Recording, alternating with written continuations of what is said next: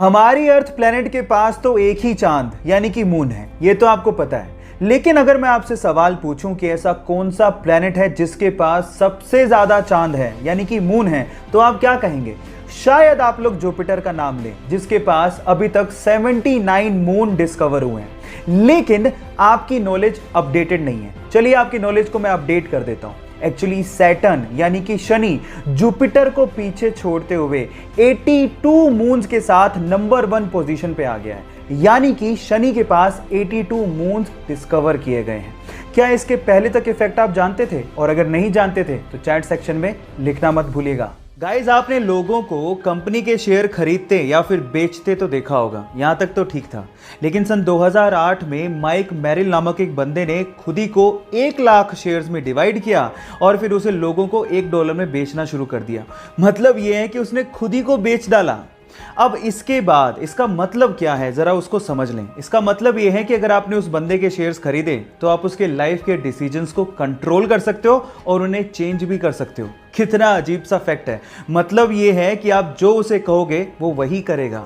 यह दुनिया का पहला पब्लिकली ट्रेडेड मैन है। यह इंटरेस्टिंग फैक्ट जान के आपको कैसा लगा, चैट सेक्शन में लिखना मत भूलिएगा।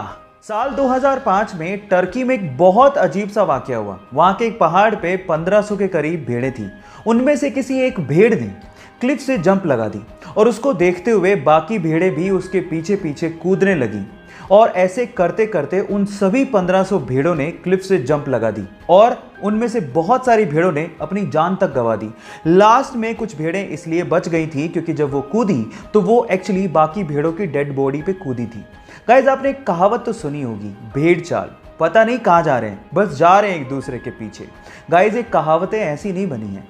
और ये वाकया, टर्की का ये वाकया वाकई में इस कहावत को सार्थक करता हुआ दिखाई भी देता है। आपको ये वाकया सुन के कैसा लगा, चैट सेक्शन में लिखना मत भूलिएगा। गाइस, आप लोगों ने अपनी लाइफ में कभी ना कभी एटीएम मशीन तो इस्तेमाल की होगी, लेकिन क्या आप लोगों ने कभी सोचा है कि एटीएम मशीन को इन्वेंट किसने किया था? डोंट वरी, मैं आपको बताता हूं। एटीएम मशीन को इन्वेंट करने वाले बंदे का नाम था जॉन शेफर्ड बेरॉन। लेकिन इसके अलावा एक इंटरेस्टिंग फैक्ट और है। जब उसने एटीएम मशीन को इन्वेंट किया था तो 6 डिजिट का पासवर्ड सिस्टम उसने रखा था, लेकिन उसकी वाइफ को एक्चुअली 6 डिजिट का पासवर्ड कभी याद ही नहीं रहता था। हाँ, इनिशियली 4 डिजिट याद रह जाते थे और इसी वजह से 6 डिजिट का पासवर्ड सिस्टम बदल के उसने 4 डिजिट का पासवर्ड सिस्टम कर दिया, जो कि आज हम लोग इस्तेमाल भी करते हैं। तो उसकी वाइफ की वजह से हम लोग 4 डिजिट का पासवर्ड सिस्टम इस्तेमाल करते हैं। ये इंटरेस्टिंग फैक्ट जान के आपको कैसा लगा, चैट सेक्शन में लिखना मत भूलिएगा।